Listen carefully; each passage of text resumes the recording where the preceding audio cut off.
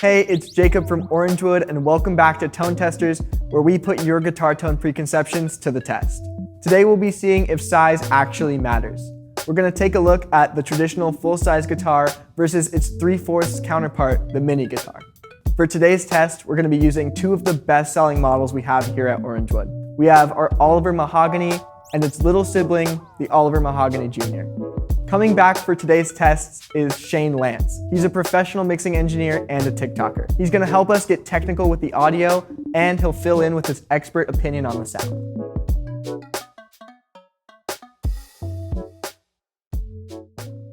In my hands, I have the Oliver Jr., which is a 3/4 size, a bit smaller scale length, and you have the Oliver Mahogany, full size, full scale length. Shane, what do you expect the big difference between these two is going to be on the sound side of things? Yeah, I think most notably, it'll just be a little bit quieter. I imagine it'll still have a good EQ representation and be full-bodied, but just a quieter version of that. This will probably seem pretty flat with, I imagine, like a solid low mid scoop and almost a complete roll-off on the low end. But that's the fun of those kinds of guitars.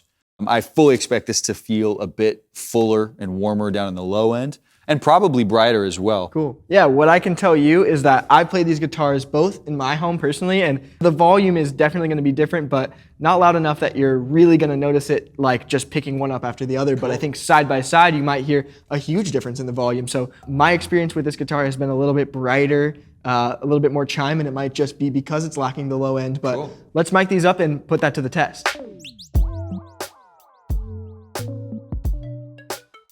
We get it. There's plenty of guitar comparison videos out there on YouTube, but we wanted to bring you one that's unique because it can isolate all of the variables.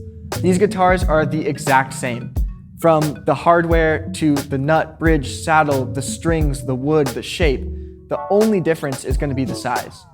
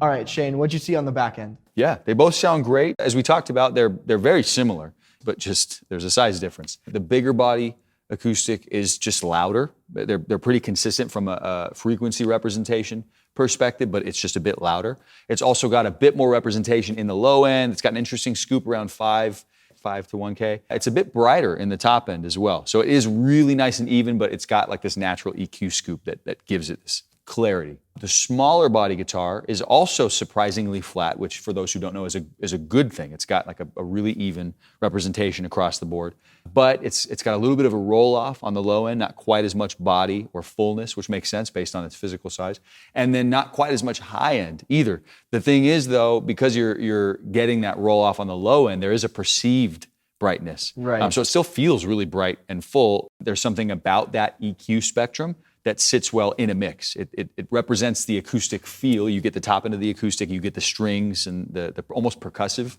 feel of an acoustic guitar without so much body that it's getting in the way of the rest of the frequency ranges in the mix. So it's a good balanced guitar for someone who's looking for a smaller guitar. Perfect. So when it comes down to it, the size of your guitar is probably going to have the biggest impact on its sound. But it's also going to have the biggest impact on its playability. So if you're someone who's smaller bodied or you're looking to pick up your guitar and travel all the time, the trade-off of having the smaller guitar might be totally worth what you're losing in the sound. Some players might even find that they prefer the sound of the Mini. It's got a unique charm that you won't find with most traditional guitar sounds. At the end of the day, you should choose the guitar that you think you'll pick up more often. Thanks for joining us on today's episode of Tone Testers. Comment down below what you heard or if there are any other guitars that you want to see on the show.